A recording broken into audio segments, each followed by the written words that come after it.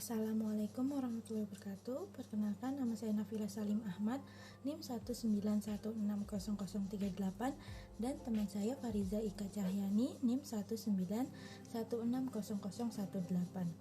Di sini, pada hari ini atau pada kali ini, kami ingin mempresentasikan tentang kompetensi, profesi, dan kode etik pendidik guru PAUD. Sebelum masuk ke pembahasan, sebelumnya penting gak sih kompetensi untuk pendidik PAUD itu? Ya, kompetensi untuk pendidik PAUD itu sangatlah penting, karena jika tidak ada kompetensi untuk menjadi sebuah tenaga pendidik, tidak ada acuan yang bisa menjadikan bahwa seseorang itu pantas atau layak untuk menjadi pendidik. Kenapa demikian? Karena sebagai tenaga pendidik harus memiliki kriteria yang memungkinkan dan melalui proses yang cukup panjang. Oleh karena itu, pentingnya kompetensi sangat dibutuhkan untuk memasuki jenjang yang lebih profesional. Pengertian kompetensi. Kompetensi ialah sekumpulan pengetahuan, keterampilan, sikap, dan nilai-nilai yang diwujudkan oleh kebiasaan pendidik, baik itu berupa iptek dan non-iptek, dalam kemampuan berpikir dan bertindak yang dapat mengembangkan kecerdasan intelektual, spiritual, emosional, mengembangkan kesehatan dan juga akhlak dari peserta didik.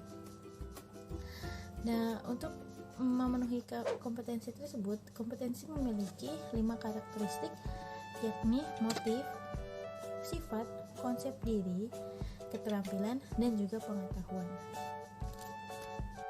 Dalam Peraturan Menteri Pendidikan, Anak dan Kebudayaan Republik Indonesia Nomor 137 Tahun 2014 mengenai Standar Nasional Pendidikan Anak Usia Dini menjelaskan bahwa kompetensi guru PAUD harus mencakup kompetensi pedagogik, kepribadian, sosial, dan profesional, yang mana sebagai seorang guru tentunya harus memiliki semua kompetensi tersebut untuk menjadi tenaga pendidik yang profesional. Yang pertama adalah kompetensi pedagogik. Kompetensi pedagogik dapat diartikan sebagai sebuah kemampuan pendidik atau tenaga pendidik dalam pemahaman terhadap anak yang dididiknya atau peserta didik. Pemahaman tersebut dapat berupa sebuah perencanaan pembelajaran, pelaksanaan pembelajaran, evaluasi hasil pembelajaran, dan juga pengembangan anak didik dalam peningkatan potensi yang dimiliki oleh anak didik tersebut. Dalam kompetensi pedagogi, terdapat 8 indikator kompetensi pedagogik yang dijelaskan dalam Peraturan Pemerintah Nomor 74 Tahun 2008 dan kemudian dirincikan lagi dalam bukunya M. Mulyasa, yakni yang pertama, kemampuan mengelola pembelajaran. Kedua, pemahaman terhadap peserta didik. Ketiga, pengembangan kurikulum atau silabus. Keempat, perancangan pembelajaran. Kelima, pelaksanaan pembelajaran yang mendidik dan dialogis. Keenam, pemanfaatan teknologi pembelajaran. Ketujuh, evaluasi hasil pembelajaran. Dan yang kedelapan, mengaktualisasikan berbagai potensi peserta didik dalam mengembangkan bakat minat peserta didik tersebut. Selanjutnya ialah kompetensi kepribadian. Kompetensi kepribadian ini merupakan sebuah kompetensi yang mana harus dimiliki oleh seseorang pendidik PAUD, yang mana kompetensi kepribadian ini merupakan sebuah landasan utama sebagai seorang pendidik yang sangat efektif dalam melaksanakan tugasnya, yakni membimbing anak usia dini. Mengacu pada Standar Nasional Pendidikan Kompetensi Kepribadian Guru, terdapat 6 standar, yakni mantap dan stabil, bertindak sesuai norma, kepribadian dewasa, kepribadian arif dan bijaksana, berwibawa dan santun, serta berakhlak mulia. Setelah kompetensi kepribadian, selanjutnya yakni kompetensi sosial. Kompetensi sosial ini seharusnya harus dimiliki oleh para pendidik PAUD karena sangat berkaitan erat dengan kemampuan berkomunikasi dalam kegiatan belajar mengajar, baik dengan anak-anak, orang tua, wali murid, atau masyarakat sekitarnya. Selain itu, kompetensi ini harus dimiliki pendidik PAUD, yakni mampu untuk memahami dan menyesuaikan diri kepada sebuah tugas yang diembannya, yakni menjadi pendidik anak usia dini. Terdapat 3 konteks kepentingan dalam kompetensi sosial. Yang pertama, mempersiapkan para siswa untuk memasuki dunia profesi, baik sebagai pegawai negeri sipil, polisi, tentara, dan profesi lainnya, atau bahkan pemimpin politik yang akan memiliki kekuatan terletak pada konstituen dan kesuksesannya berada kemampuan komunikasi sosialnya. Yang kedua, memperkuat profesionalisme melalui proses peer guidance, peer review sesama guru. Dan yang ketiga, memperkuat institusi pendidikan melalui optimalisasi partisipasi seluruh stakeholder sekolah guna untuk meningkatkan mutu layanan pendidikan.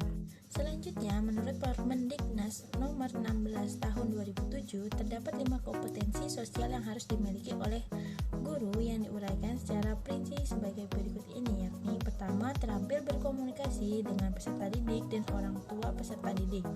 Kedua, bersikap simpatik. Ketiga, dapat bekerja sama dengan dewan pendidikan atau komite sekolah. Keempat, pandai bergaul dengan kawan atau teman sejawatnya. Kelima, memahami dunia sekitarnya atau lingkungannya.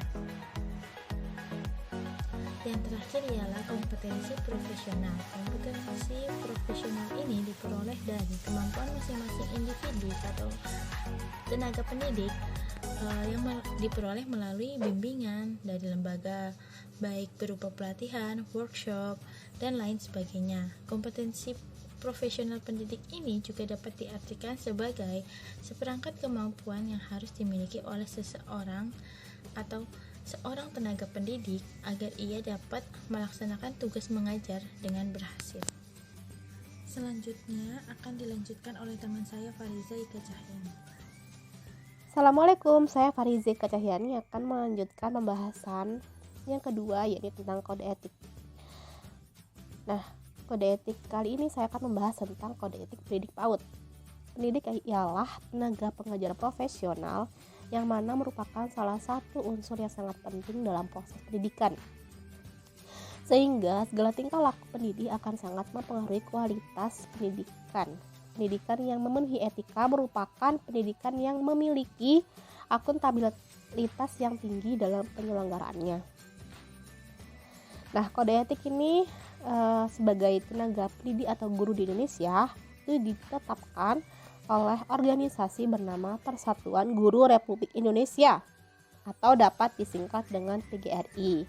Dalam proses perumusan kode etik guru Indonesia memiliki beberapa tahap, yaitu yang pertama tahap pembahasan. Tahap pembahasan ini berlangsung sekitar pada tahun 1971 atau 1973. Tahap yang kedua yaitu tahap pengesahan, berlangsung pada tahun 1973. Tahap yang ketiga yaitu tahap penguraian, berlangsung pada tahun 1979. Dan tahap yang keempat yaitu tahap penyempurnaan ke-1, berlangsung pada tahun 1989.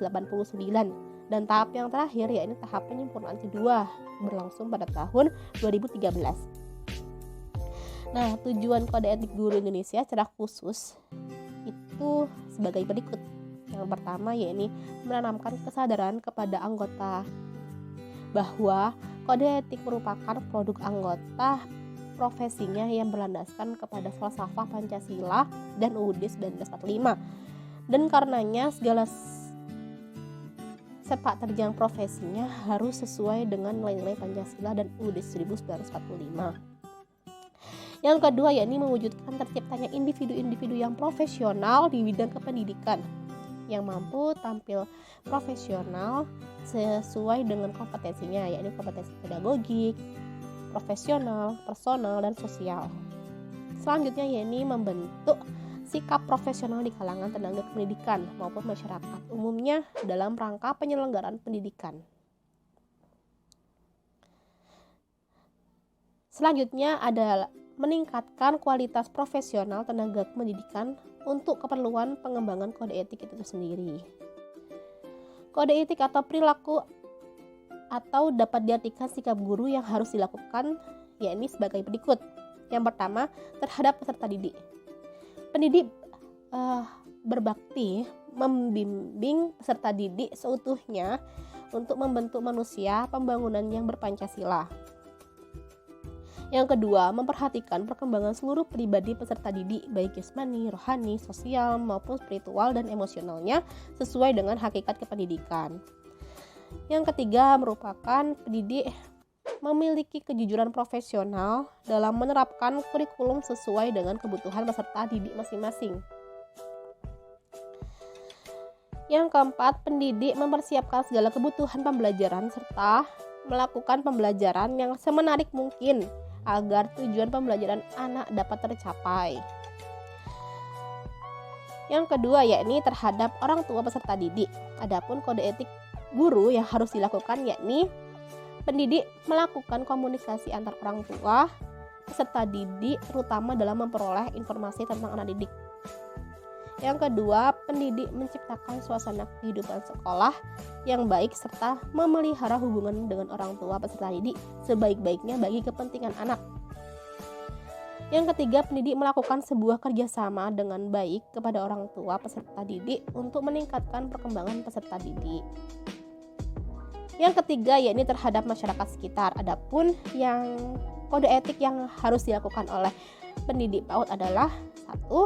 Pendidik memelihara hubungan baik dengan masyarakat sekitar sekolahnya maupun masyarakat yang lebih luas untuk kepentingan pendidikan.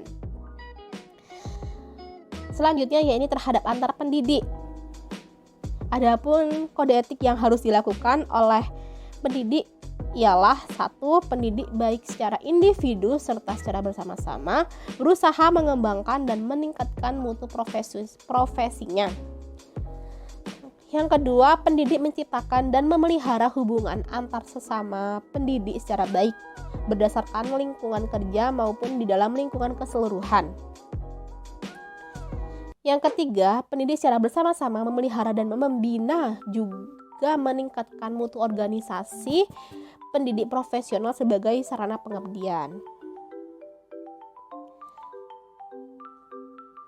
Dan yang terakhir yakni pendidik secara individu serta secara bersama-sama melaksanakan segala ketentuan yang merupakan kebijaksanaan pemerintah dalam bidang pendidikan.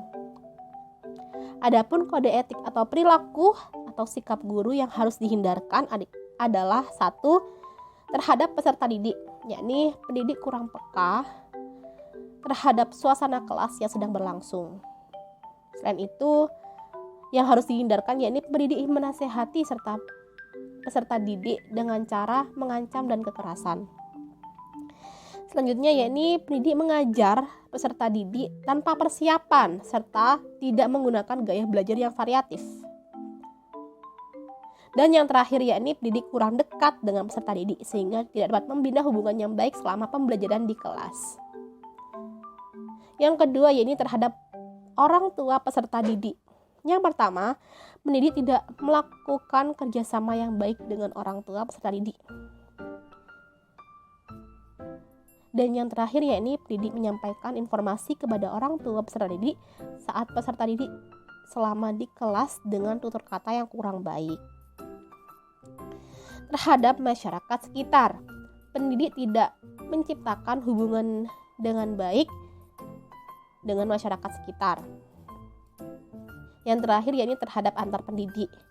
Pendidik tidak berusaha dalam mengembangkan dan meningkatkan mutu pendidikan. Pendidik tidak dapat memelihara hubungan dengan antar pendidik secara baik.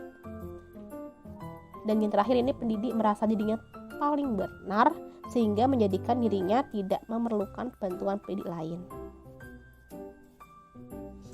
Ya, itulah sekian dari kelompok kami, kurang lebihnya mohon maaf. Wabillahi taufiq wal hidayah. Wassalamualaikum warahmatullahi wabarakatuh.